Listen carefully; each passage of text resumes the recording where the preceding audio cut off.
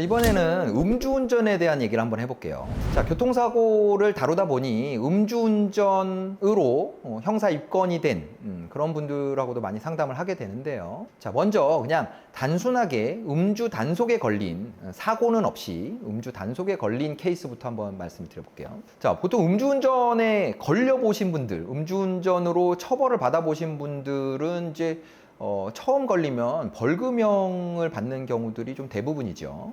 두 번째, 세 번째 걸리시면 보통 변호사를 찾아옵니다. 그 중에는 두 번째 걸렸을 때도, 세 번째 걸렸을 때도 뭐 벌금형 정도 나오겠지라는 안이한 생각으로 그냥 혼자서 조사를 받고 재판까지 받으시는 경우들이 있어요.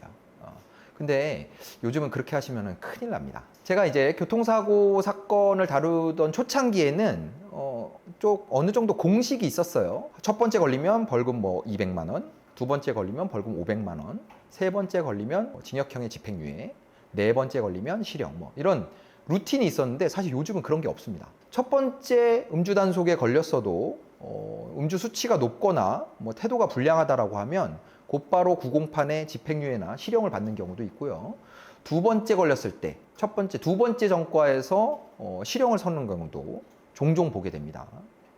자, 그래서 제가 음주운전으로 단속이 됐다라고 해서 지인분들이 연락을 해서 어떻게 하면 좋겠냐 이렇게 상담을 받게 되면 저는 뭐 두말 않고 빨리 변호사를 선임을 해서 대응을 해라 이렇게 말씀을 드립니다.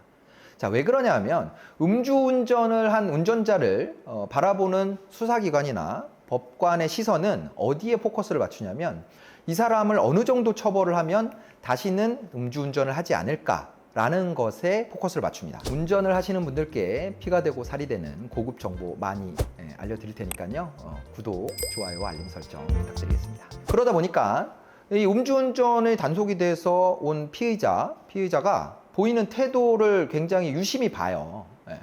그래서 음주운전으로 걸려서 왔는데도 뭐 그렇게 대수롭지 않게 생각하는 모습이 보인다고 하면 이 사람은 좀 강하게 처벌을 해야 정신을 차리겠구나 라는 생각을 하게 된다는 거죠. 그래서 첫 번째 음주 단속에 걸렸을 경우에는 사실 뭐 실형까지 가기가 쉽지는 않아요. 왜냐하면 법원의 입장에서 봤을 때는 그간에 쌓여온 형벌의 수준이 있는데 유독 이 사람에게만 다른 사람과는 달리 강력한 처벌을 한다. 이게 좀 부담스러운 일이긴 하거든요.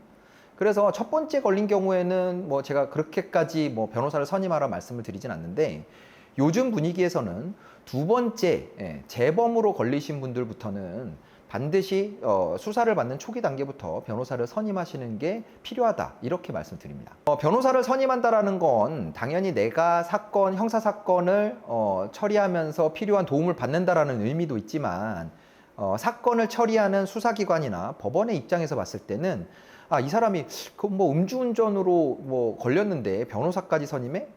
이게 되게 심각하게 이 사건을 보고 있구나라는 그런 어떤 판단의 기준이 될 수 있다라는 거죠. 그리고 또 변호사를 선임을 하게 되면 그러면 이 음주운전과 관련돼서 어떠한 양형 자료들이 필요한지 비교를 해서 설명을 드릴게요. 자, 음주운전으로 두 번째 걸린 피의자가 두 명이 있다고 해보죠.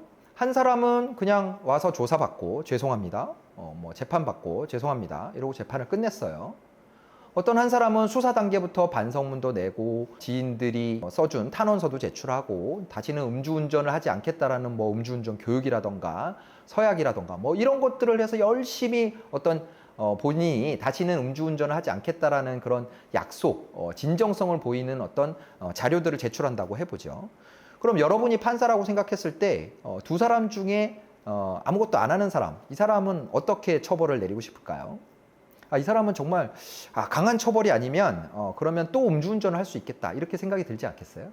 반대로 열심히 노력을 하면서 양형 자료를 제출하고 본인의 진정성을 보여준 사람 같은 경우에는 판단하는 사람의 입장에서 봤을 때는 이 사람이 충분히 반성을 하고 있고 이 사건을 심각하게 받아들이고 있고 그리고 향후에는 한번 선처를 해줘도 다시 음주운전을 하지는 않겠구나 라는 생각을 하게 된다는 거죠.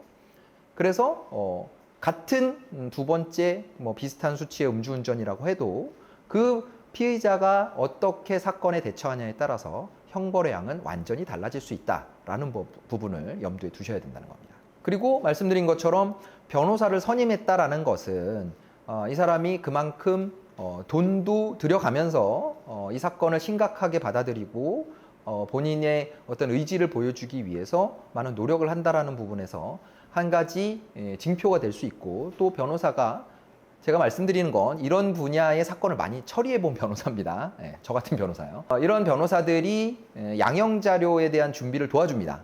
그래서 어떤 것들을 하는 것이 나의 재범을 하지 않겠다라는 의지에 대한 진정성을 보여줄 수 있는지에 대한 조언을 받을 수 있기 때문에 음주운전으로 단속이 돼서 처벌을 받을 상황에 처해 있으시다고 하면, 그러면 첫 번째는 뭐 굳이 말씀 안 드리겠습니다. 근데 두 번째 이상이다, 재범 이상이다라고 하시면 반드시 변호사를 선임해서 사건을 대응하시는 게 생각지 못한 강력한 처벌을 피할 수 있는 방법이라는 거 꼭 염두에 두시기 바랍니다.